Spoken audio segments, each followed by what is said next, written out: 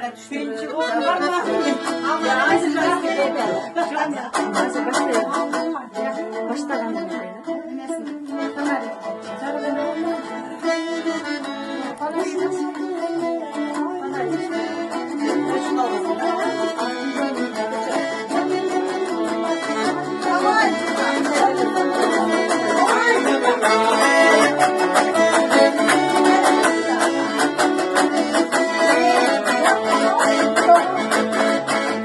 Birinci oğlum parmağım ay Cemila, Akçatağın onay ay Cemila, kuşun atı yengenem ay Cemila, Kıvratın Allah'ın ay Cemila, Cemil Cemila ay Cemila, Cemil Cemila ay Cemila.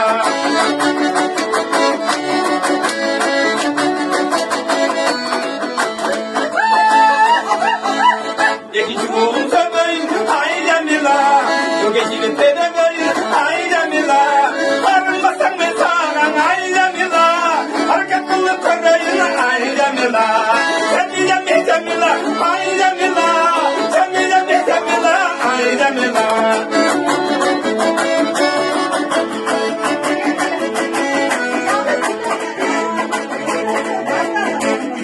Oğlum ay Cemila, Ali Bey'in konuşan ay Cemila, sen göçeme çıkanla ay Cemila, Müslüman'dan korkmanın ay Cemila, Cemila ay Cemila, Cemila ay Cemila.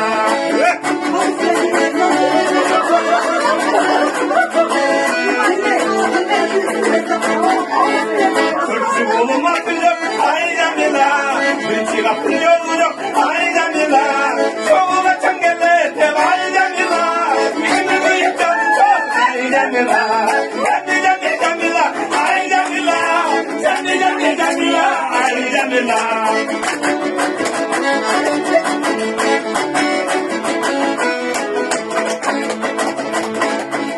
İkinci oğlum çıkmalı ay Cemila, senin gözün çıkacak ay Cemila, ben alıp getireceğim ay Cemila, basınca bitirmalım ay Cemila, Cemila ay Cemila, Cemila ay Cemila, Cemila ay Cemila, Cemila ay Cemila, Cemila ay Cemila.